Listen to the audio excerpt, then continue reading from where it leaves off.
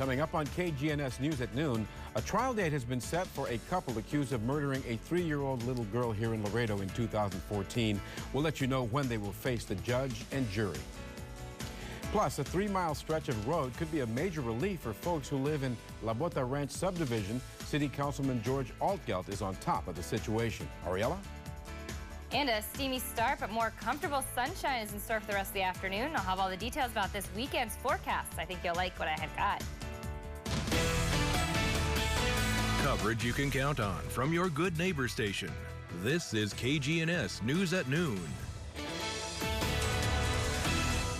Good afternoon, everyone. Thanks for watching KGNS News at Noon. I'm Richard Noriega. Norada Negron is out this afternoon. The Laredo Police Department is currently investigating an auto pedestrian accident that happened this morning. Here is video of the scene in the 8200 block of San Lorenzo. According to officers at the scene, the driver of the tractor trailer was apparently getting out of his trailer and a car hit him. The driver of the car came back to the scene to render aid. The victim was then transported to Doctors Hospital, where he later died from his injuries. Police have only released the man's approximate age. He was believed to be in his 50s. We will keep you updated on this story as we get more information. And a woman is flown to a San Antonio hospital in critical condition after being hit by a vehicle last night. It happened along San Bernardo near the Taco Palenque restaurant. According to initial information provided to KGNS News, the victim is an older woman. She was listed in critical condition when they transferred her to a San Antonio hospital.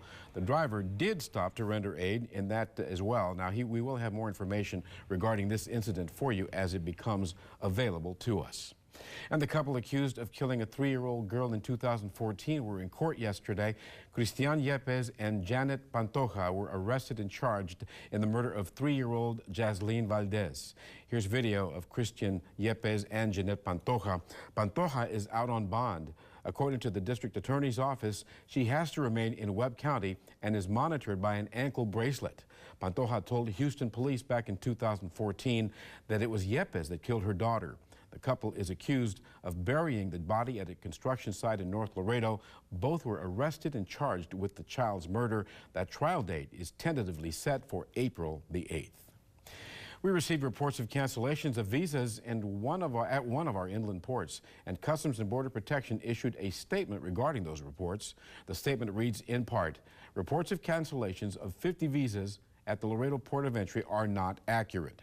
That being said, CBP officers at ports of entry inspect and admit thousands of non-immigrant tourists and business visitors each and every day. However, travelers may have their visas canceled if they've engaged in or intend to engage in impermissible activities such as unauthorized employment, establishing residence, or engaging in criminal activity. If you'd like to read the complete statement, you can log on to our website, kgns.tv. Just click on the Extras tab. Today, the GOP frontrunner is trying to correct a mistake he made last night, saying women who get abortions should be punished. It's something that drew immediate condemnation from both sides of the aisle. NBC News correspondent Edward Lawrence has more. Your church, they're very, very strong. They're allowed to, but the church... Donald Trump is backing off comments this morning where he said women should be punished for having an abortion. Do you believe in punishment for abortion? Yes or no, as a principle? The answer is that there has to be some form of punishment. For the woman? Yeah, there has to be some form. Trump's campaign clarified his position, saying, quote, the doctor or any other person performing this illegal act upon a woman would be held legally responsible, not the woman. The woman is a victim in this case, as is the life in her womb. The exchange with MSNBC's Chris Matthews has both Republicans and Democrats, anti-abortion rights advocates and abortion rights supporters condemning the Republican frontrunner, saying the woman should never be punished. I think probably Donald Trump will figure out a way to say that he didn't say it or he was misquoted or whatever, but I don't think so. I don't think that's an appropriate response. You know, I'm constantly just taken aback at the kinds of things that he advocates for. To punish a woman for having an abortion is beyond comprehension. Some female voters are still for Trump. No, it still does not change my mind or anything about him. Still, she thinks Trump should tone it down. Edward Lawrence, NBC News, Washington.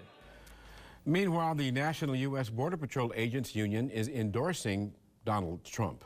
The Laredo Sector Agents Union says they support the national union's endorsement. The union president says local agents' opinions were taken into consideration in this regard when the national union was deciding who to endorse for president.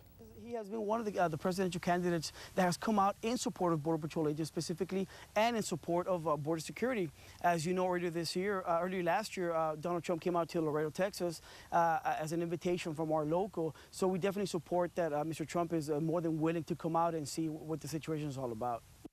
The National Border Patrol Council says it represents 16,500 agents, 1,300 of them here in Laredo. Webb County officials are preparing to tighten their belts when it comes to what they call internal spending. That's because a hefty deficit is expected for the next fiscal year. Chief Appraiser Martin Villarreal gave a presentation to commissioners showing what could be a significant blow to the county's budget. The county expecting a $12 million deficit as a result of the county's decrease in oil production. That could be drastic cuts in spending or something no one likes to talk about, a tax increase. We spoke to County Judge Tano Tijerina to find out what he plans to do about the situation. We have to do a lot more with less. And so I think it's important for the constituents to understand that you have a county judge that does not want to raise taxes. And it's been over 12 and a half years or something like that, 12, 13 years that we haven't raised taxes. I don't want to be that person. The annual budget report will be due in a few months, adding pressure to elected officials to figure out what they're going to do or what they need to do to cut spending. And county commissioners are discussing the possibility of reversing a decision made by the county auditor's office. Commissioners say that the auditor had previously taken action without the court's approval to allocate $1.47 million from the county's general fund to the workers' compensation fund in order to prevent a deficit in the county's year-end report. I don't think that's your authority. Your authority is to project revenues. You don't project expenses. The court is expected to reverse that entry. A statement from County Auditor Leo Flores' office says, quote, the court never said the entry was incorrect, only that it was not authorized by them, end quote. To see the complete statement from the auditor's office, all you have to do is log on to our website, kgns.tv. Once there, just click on the Extras tab. An alternative road could help alleviate traffic for residents in northwest Laredo. Councilman George Altgeld says they're working on connecting Pecos Road to La Bota Ranch. This proposal would help cut down traffic that often accumulates on Mines Road. Altgeld reassures that although the road is near the river, in case of heavy rain, the road would not get flooded out. It's 3 miles long and would connect residents living in the La Bota area to Mines Road. People that live there, at least the ones I've talked to, are in a unified voice saying, please get us an alternate route besides just Mines Road. Because Mines Road, as we saw driving in, and this isn't anything yet. I mean, wait until it's like 4:30, 5 p.m. or 5 p.m. on a Friday, and then things just, really get backed up. Altgeld adds the road would include infrastructure that would allow Border Patrol agents to set up security technology there as well. Altgeld says all the land has to be granted by landowners in order to move forward with this project. Another road expansion that is currently under construction is Bartlett Avenue. It's a project that would alleviate some of the heavy traffic congestion on McPherson Road. It's something that's needed. The project will add a 5-lane road connecting the intersection of Fenwick Boulevard and Bartlett to the proposed intersection of Bartlett and Delmar Boulevard.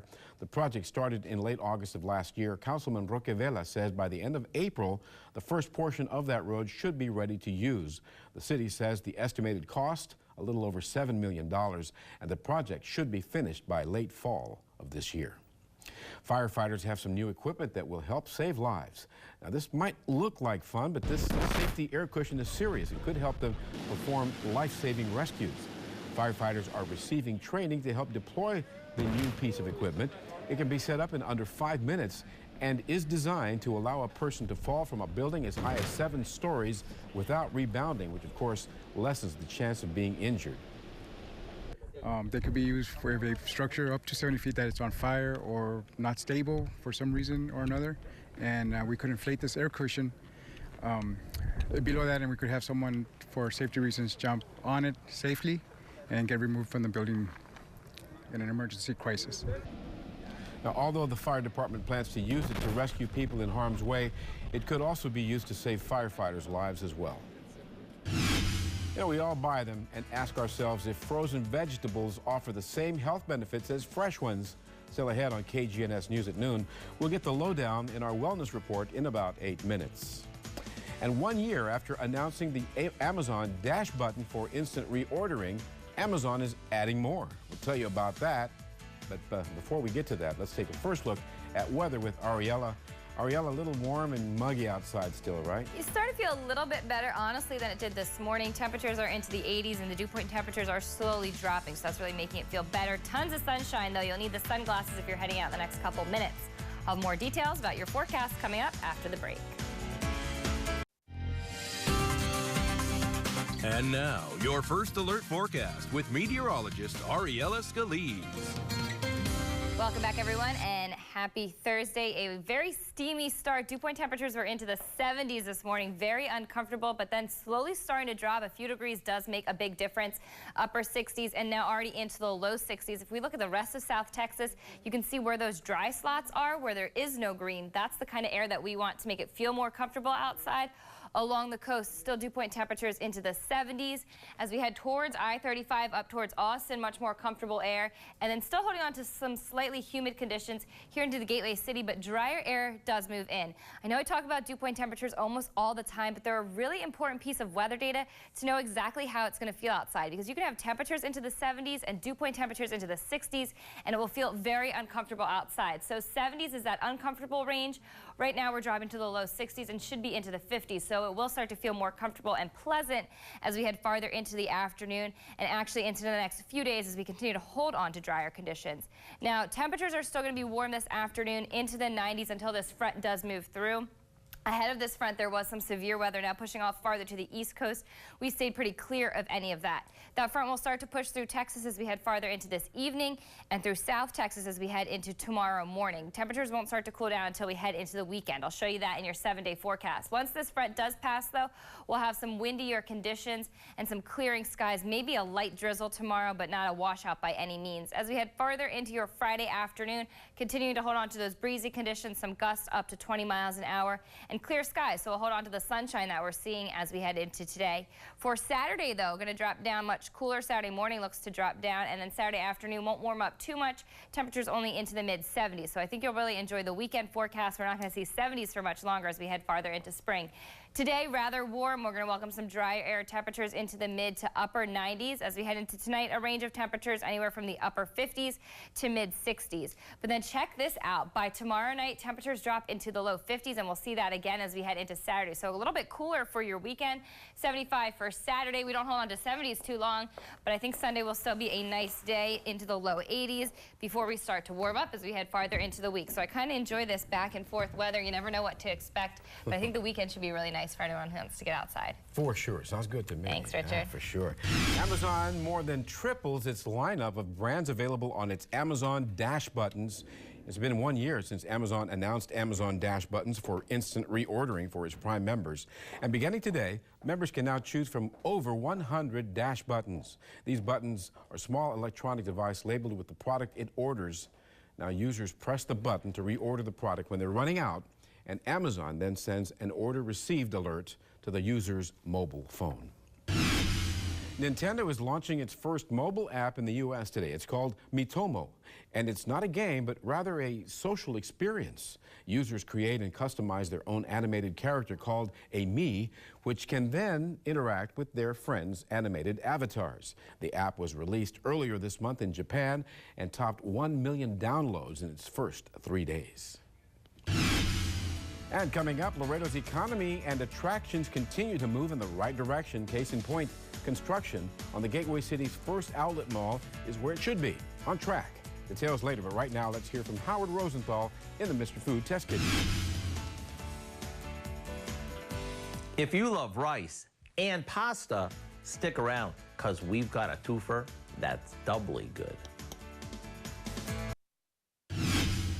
Welcome back. You know, air pollution has been linked to preterm births and billions in costs, and Humble Foods may pack a punch for weight loss. Jane King is at the NASDAQ market site with those stories and more in today's Wellness Report.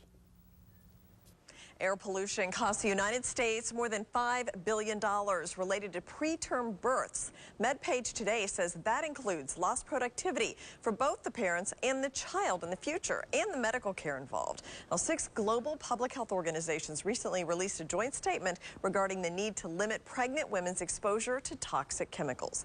Well, companies advertise that frozen vegetables are picked and packed at the peak of freshness. So what does the science say? Well, it turns out we have nothing to worry about. 2 large reviews of the published scientific literature on the subject found that frozen vegetables, and canned for that matter, are just as nutritious as fresh ones. Well, an artificial pancreas could be ready for diabetics next year. It's not really a new pancreas, but rather a piece of technology that uses computer algorithms to continuously sense a person's blood glucose balance and then substitute the endocrine function of a healthy pancreas. It's a form of personalized medicine. And beans and chickpeas might help with weight loss. A new analysis of data from 21 clinical trials found that these foods, being full of fiber, protein, vitamins, and minerals, help shed the pounds and keep them off. The foods also appear to help lower blood levels of bad cholesterol. From the NASDAQ, I'm Jane King. Here's to your health. Hey, can't decide if the gang would rather have pasta or rice with dinner tonight? Well, don't worry. With the Test Kitchen spaghetti rice, now they can have both. Here's Howard Rosenthal with the recipe.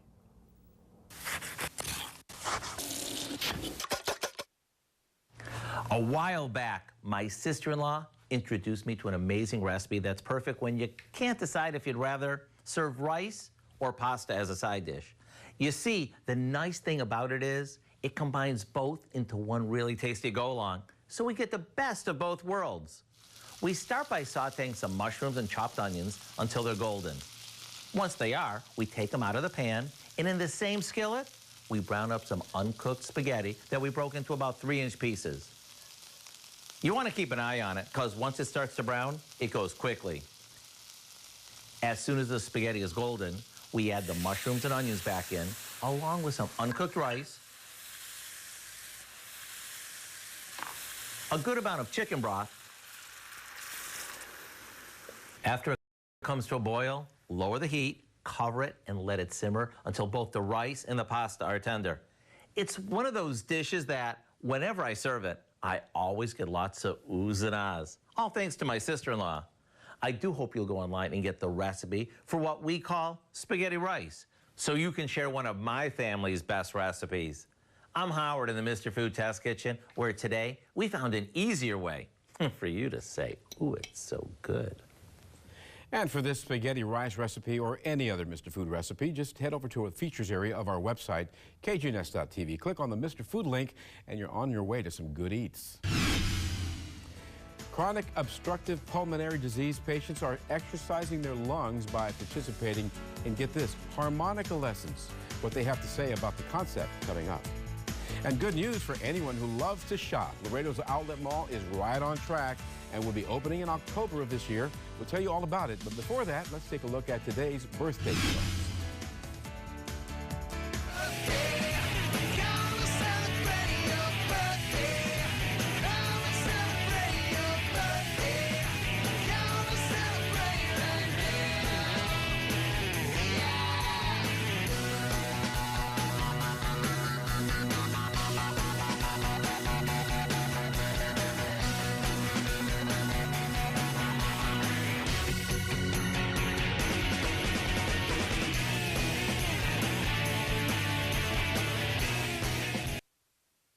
Welcome back. Construction continues on the highly anticipated Outlet Mall in downtown Laredo. Here's a look at the construction site where the platform's already being built.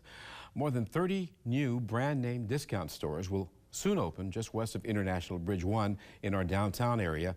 Councilman Roberto Bali, who oversees that council district, assures the public that the project is right on track. What we've seen is that this outlet has brought investors to Laredo who are looking for opportunities like a new convention center, new hotels, and other amenities for downtown Laredo. Bali says they're expecting the Outlet Mall to open in October of this year. This is a major $80 million investment in Laredo by Horizon Group Properties. It promises to be a major attraction for out-of-town visitors and for Laredo residents as well.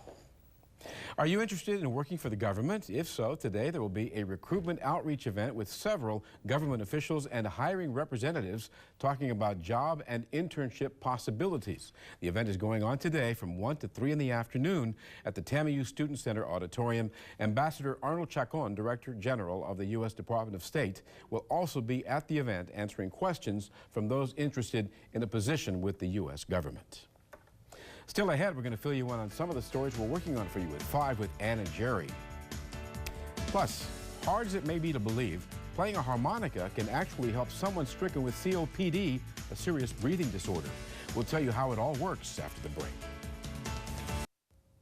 Welcome back, friends. You know, patients who suffer from chronic obstructive pulmonary disease can have serious difficulties breathing.